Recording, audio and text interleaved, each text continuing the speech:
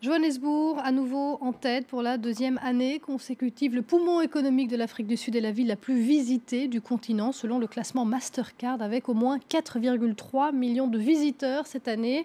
C'est aussi la ville où les touristes dépensent le plus en Afrique. Les autres destinations urbaines les plus populaires sont le Caire en Égypte, suivi de Lagos au Nigeria et puis de Casablanca au Maroc. Et on va continuer de parler tourisme en Afrique avec notre invité Diane Odrengako. Bonsoir. Bonsoir. Alors vous avez créé un site original, visiterlafrique.com. On va préciser aussi que vous êtes né au Cameroun et que vous avez grandi au Cameroun. Exactement. Donc vous connaissez bien le continent africain.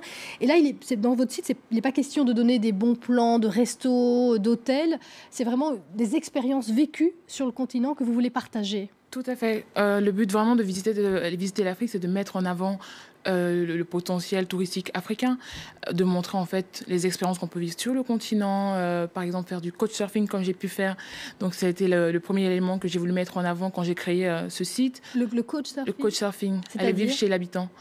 Récemment, avant de créer mon site, je suis allée au Kenya, où j'ai justement fait 10 jours en immersion dans une famille kenyane.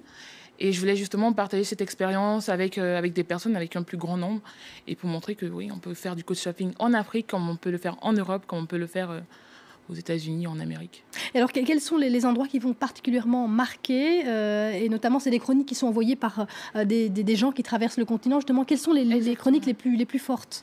La chronique qui a le mieux marché, qui cartonne toujours, c'est celle d'Ivy, qui est partie au Rwanda. Et qui nous a raconté tout son périple, parce que le Rwanda, on le connaît, après le génocide, peu de personnes pensent que c'est une destination touristique.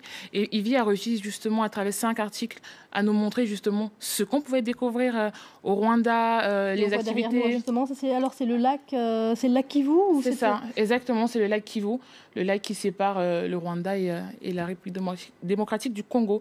Donc ce qui était intéressant avec Ivy, c'est qu'elle nous a raconté tout son parcours, les gorilles. Et puis ce qu'on adore chez Visiter l'Afrique, c'est vraiment que les gens racontent ce qu'ils vivent. Ce n'est pas un site journalistique tenu par des journalistes, c'est vraiment vous, moi ou une personne lambda qui raconte son expérience vécue sur le continent. Alors, donc une personne lambda qui est venue visiter le continent, mais aussi une rubrique intéressante, ce sont aussi des locaux, des habitants africains qui racontent aussi leur continent. Exactement, on a lancé la rubrique Parle-nous d'eux pour justement mettre en avant nos ambassadeurs locaux, c'est comme ça qu'on les appelle, où justement ils nous parlent de leur ville, parle-nous d'Abidjan, parle-nous de Douala, parle-nous de Lagos. Et ça permet justement aux personnes aussi qui vivent en extérieur de l'Afrique de pouvoir prévoir justement leur voyage à travers ces sites guides. Merci beaucoup Diane Odrengako, donc visiterlafrique.com, de très belles histoires sur le continent africain à visiter sur Internet. Merci d'être venu dans le Journal de l'Afrique. Et on va reprendre la direction du Rwanda. On a parlé il y a un instant, on va se rendre